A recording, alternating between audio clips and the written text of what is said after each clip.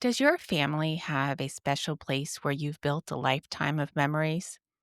Maybe it's a house you grew up in, maybe it's a grandparent's cottage, or a lake house that has quietly held your family's traditions for decades. And maybe, just maybe, someone in your family has said, "We want this place to stay in the family forever." But what does that actually mean? Do the next generations understand the emotional and financial weight of that promise? And even more importantly, is it what they really want?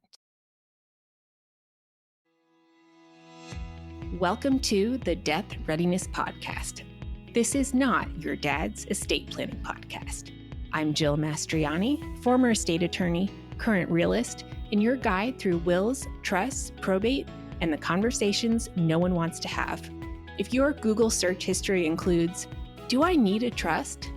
What exactly is probate? And am I supposed to do something with mom's will?"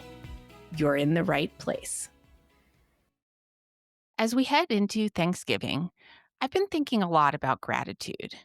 And recently, something happened that reminded me how lucky I am to do this work. I just returned on Saturday afternoon from a trip to Nashville. A podcast listener named Becky lives in the same neighborhood as my law school roommate, Alex, who has a very on brand yard sign advertising the Death Readiness podcast on her front lawn. Becky saw the sign, started listening, reached out, and before I knew it, we were messaging, hopping on Zoom, and she was inviting me to speak to a couple of professional groups in Nashville.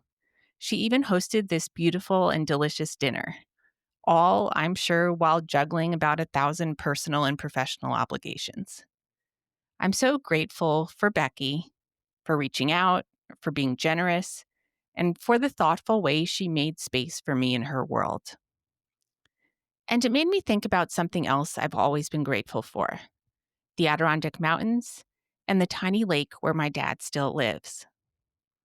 Growing up, that house wasn't just a house. It was the place where I watched my parents and their friends, Hal and Pam, take dilapidated old Higby Club buildings, relics of a long gone lakeside resort that had its heyday in the early to mid 1900s, and turn them into homes, or camps, as they're called up there. It was where I consulted Pam, who I thought was the smartest person alive, on my sixth grade egg drop project. That's where Hal performed the marriage ceremony for me and my husband on a shared dock. It's where my daughter has grown from a little kid into a full teenager over consecutive summers. And there's this wallpaper border in the downstairs bathroom of my dad's home, a border I helped my mom put up. Behind it, hidden, is our failed attempt at sponge painting hydrangeas. My mom said, "Someday, after I'm gone, you'll take this border down and see those hydrangeas." I haven't taken it down. Neither has my dad. I know exactly where they are. And even though my mom has been gone for 13 years, even though she died in that house, in the bedroom just up the stairs, it still feels like a little piece of her lives behind that wallpaper. And here's the thing I keep coming back to: I get to take those memories with me. They don't live in the deed to the property, they live in me. Maybe I'll never uncover that hydrangea. Maybe a future owner will. But the memory of creating it, that's mine, whether or not I ever inherit that house someday. During this recent trip to Nashville, I stayed with Hal and Pam's son, Jeremy. He welcomed me and my dog, Hopper, into his home. Something else to be grateful for. Before I headed out of town, Jeremy and I took Hopper for one last loop around the neighborhood. We talked about our futures, and I told him that I've been so consistently wrong about predicting my own that I finally stopped guessing. I said, "Who knows? Maybe we'll both find ourselves back at the lake someday." The lake is a possibility, not an expectation. It's not something either Jeremy or I are owed.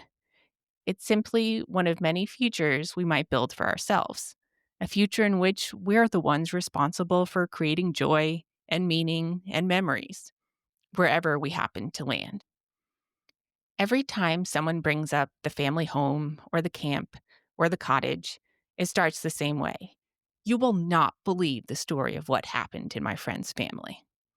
And almost always, the drama centers around the most emotionally loaded and logistically complicated asset families ever try to pass down: real estate. So today, we're going to talk about why it gets so messy. On this Tuesday triage, I'm not answering a question from one specific listener. I'm answering a collective plea I've heard over and over. How do we keep this from becoming a disaster? The truth is, we talk about it. We remove the guesswork. We figure out who actually wants to be involved, who can realistically afford to participate. And we allow the owner, the person with the legal power to decide, to make choices with eyes wide open. Ideally, those choices are aligned with the next generation as much as possible, but rooted in reality instead of assumptions. I've included my family discovery worksheet in the show notes. It will guide you into these conversations gently without putting anyone on the spot. And I'm going to walk you through 5 key discussion topics, starting with number 1: focus on the math, not the memories. Families romanticize the place, the dock, the sunsets, the mugs that don't match. What they don't romanticize is the actual cost of keeping the camp, the lake house, the family vacation property. And those costs are not small or predictable or one time expenses. I'm talking about the things that show up every single year, whether anyone visits the place or not. These expenses include, but are definitely not limited to, property taxes, insurance, HOA fees, lawn care, snow plowing, and watercraft storage. Most would be beneficiaries have no idea what it actually costs to keep a property like this running, not just for one season, but for decades. And why would they? They've only ever seen the place as kids or as guests. They arrive when the beds are made, the water's turned on, and the dock is magically in the water. They don't see the behind the scenes work that keeps the place running: the generator maintenance, the broken water pump in July, or the roof leak that shows up in the dead of winter. And it's worth saying plainly: sentiment does not pay the fuel truck, love for the lake does not replace a roof, and nostalgia will not stop the dock from collapsing. The math is the math, regardless of how magical the memories are. A family property isn't just something you inherit, it's something you fund. And until everyone sees the numbers in black and white, decisions get made based on emotion instead of reality. Number 2, do not assume everyone sees fairness the same way. Fairness is a kind of perspective, and everyone will see it a bit differently. Some think fairness means split everything equally. Everyone gets equal time in July. Every sibling contributes the same amount. No rentals, ever. The camp is for family only. Others think fairness means whoever uses it most should pay more. Whoever pays more should get more control. Renting is necessary to cover costs. No one should be forced into owning something they can't afford. Neither of these perspectives is wrong. They each come with different lived experiences and different priorities. Unfortunately, these unspoken different perspectives is where families get into trouble. Everyone quietly assumes that their version of fair is the obvious one, and no one realizes how wildly misaligned the expectations are until the owner dies, and suddenly everyone is offended. One sibling thinks everyone should pitch in. Another thinks pitching in only counts if it's financial. Another thinks they shouldn't have to pay if they barely use the property. Another thinks you shouldn't dictate payment at all. Without intentional conversations, every sibling believes they are being reasonable and that someone else is being selfish. This isn't a character flaw, it's a communication flaw, and one that is largely preventable. Number 3, remember that the camp is a financial asset. Recognizing that the camp is a financial asset makes people uncomfortable because it feels like we're assigning dollar signs to emotional history. But the financial reality matters because ignoring it is exactly how families end up fractured. A family property isn't just the backdrop to decades of memories, it's an asset with a market value and carrying costs. And here's where families get into trouble. The person who loves the camp most is often the person who can least afford it. They're the one who spends the most time there, feels the most sentimental attachment, promises, I'll figure it out, doesn't want to sell because it feels like losing a piece of their identity. So what happens? They inherit it, they try to keep it afloat, the taxes, maintenance, and unexpected repairs start to pile up, they take on debt, they feel ashamed asking siblings for money, and eventually they sell it fast. Not because they didn't care, but because they cared so much that they backed themselves into an unsustainable corner. And then the siblings who didn't inherit it, they're heartbroken, they're angry, they feel like something sacred was taken from them. What kind of legacy does an unstructured and unspoken plan leave behind? Parents often picture the camp as the place that will keep the family together, the gathering point for future generations. But when parents say, my kids will figure it out, without a plan, without structure, without a real discussion about money, capacity, and fairness, the legacy can go very differently. Not shared memories, not family reunions, not cousins piling into bunk beds, but siblings who no longer speak to each other. Parents never intend that outcome, but that's the risk when the financial reality is ignored and the burden of decision making is dumped on the next generation. You can't pass down a property and expect your kids to magically agree on something you never took the time to plan or help them understand. A camp is not a neutral inheritance. It's a responsibility, one that requires clarity, planning, and honest conversations while the owner is still living and capable of making decisions. Number 4, your parents' property is not your property. We do not have forced heirship in the United States. You are not entitled to your parents' camp. You are not guaranteed an ownership interest. Your parents, and only your parents, get to choose what happens to their property, not you. They can sell the property, leave it to one child, leave it to none of the children, leave it to a grandchild, leave it to the neighbor down the road, donate it to a land conservancy. You may not like the decision. You may not agree with it or understand it, but you are not legally entitled to anything.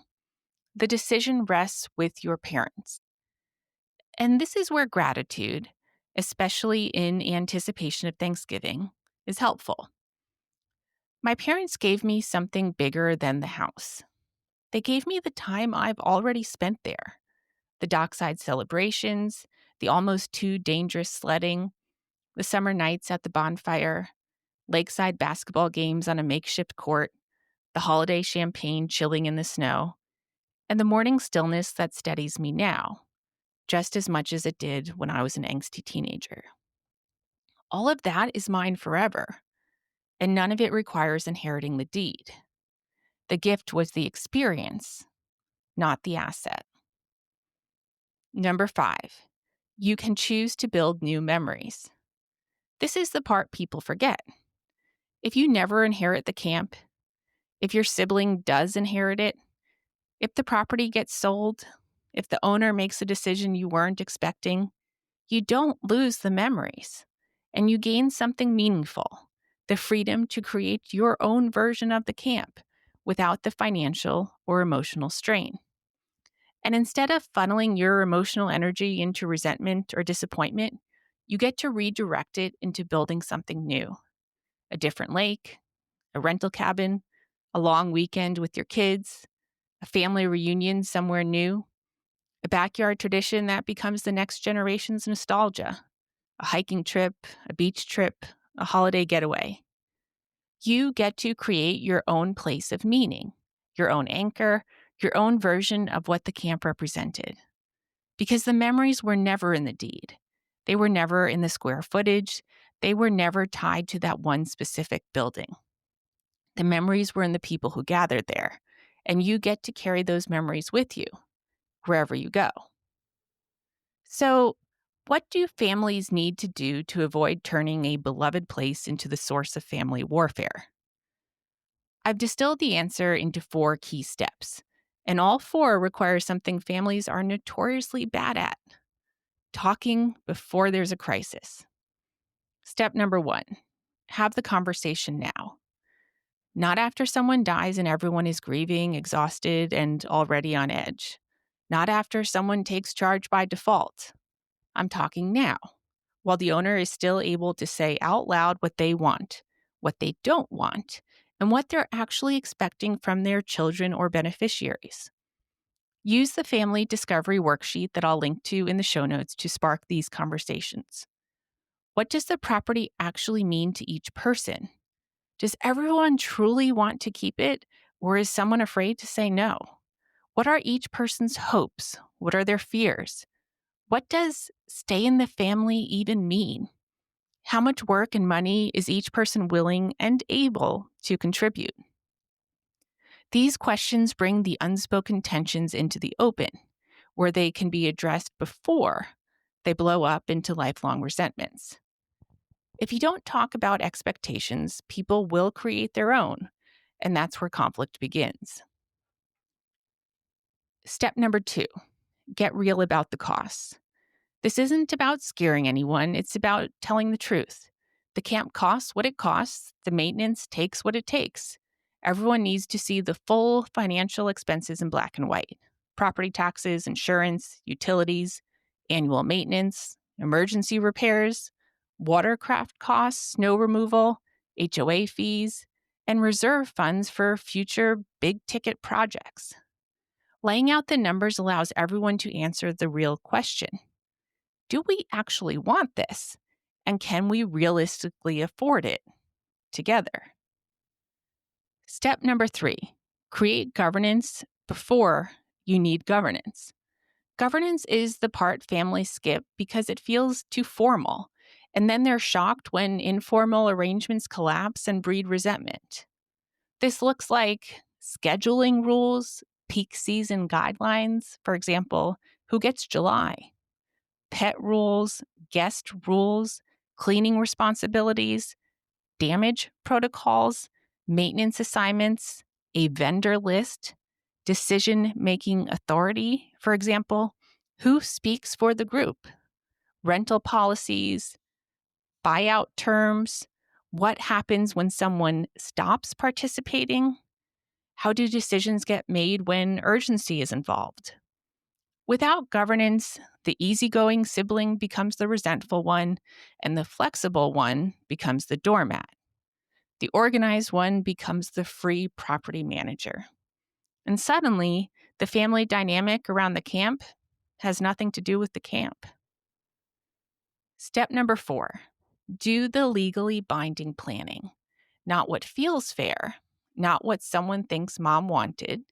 You need to do actual legal planning answering these types of questions. Should the property be held in a trust? Should it be placed in an LLC? Should the property be sold at death? Should one child inherit it? Should multiple children inherit it with buyout provisions? What happens if one child wants out?